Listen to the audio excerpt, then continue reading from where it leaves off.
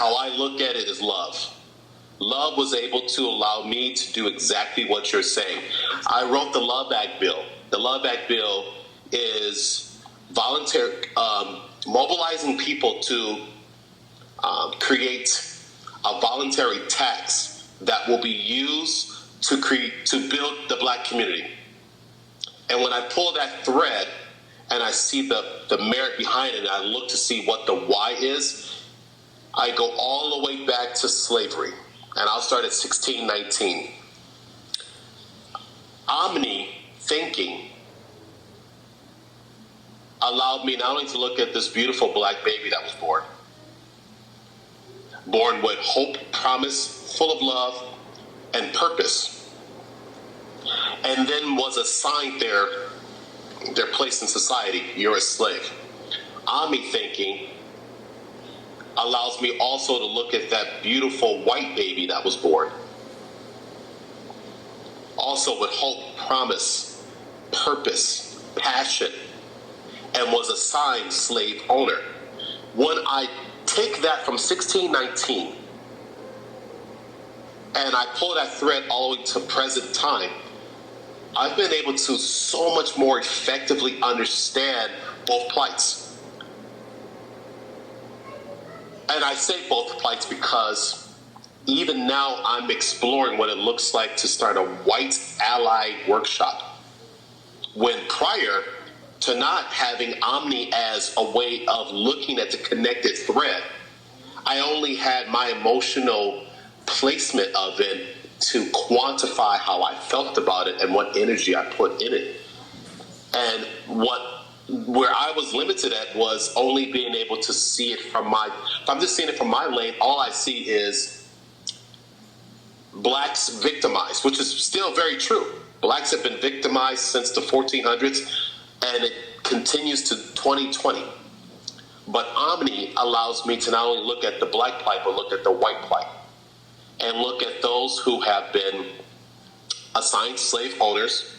And although the majority of them, when they got to the place of emotional awareness and intelligence, they still acquiesced and owned that title, but there was some that didn't.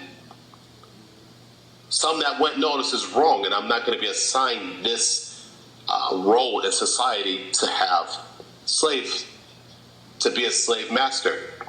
When I continue to pull that thread and I bring it to 2020, it's allowed me, Omni thinking has allowed me to see the complexity in the white pain. There's actually white pain. I've had white people at 3 separate meetings with white allies, immensely frustrated, not only with what black people suffer through, but that other white people don't understand it the way they do. And they're looking for tools to help them communicate that. So they seek me out. If I didn't have Omni thinking, I would not be able to receive them. But because of that, I'm able to go, I understand your plight. I see the connected tissue in all of this, and how frustrated you are, and how disappointing. And I mean, I've had a lady cry because she's so frustrated that other white people don't see it the way she sees it, which has allowed me to now view the merits of creating a white ally workshop to give them better tools to broach this with their neighbors, the people that they in their community that doesn't see it, and also empathize with them. Understand that the way that they've arrived at their assignment, they've not challenged it the way you've challenged it, and how all of this threads together. If we're going to build community, which I'm here to do with the Love Act, I need to see how we all are connected.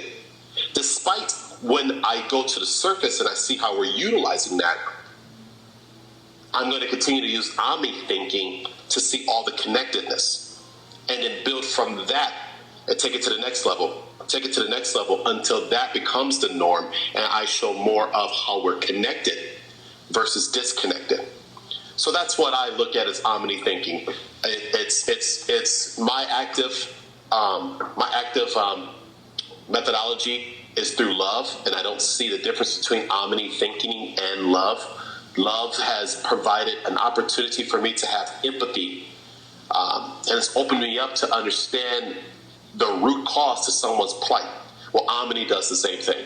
Omni takes two completely opposing, opposite objects and says, let's understand your plight individually and watch you see how much connectivity you have versus not. So that's Omni thinking for me.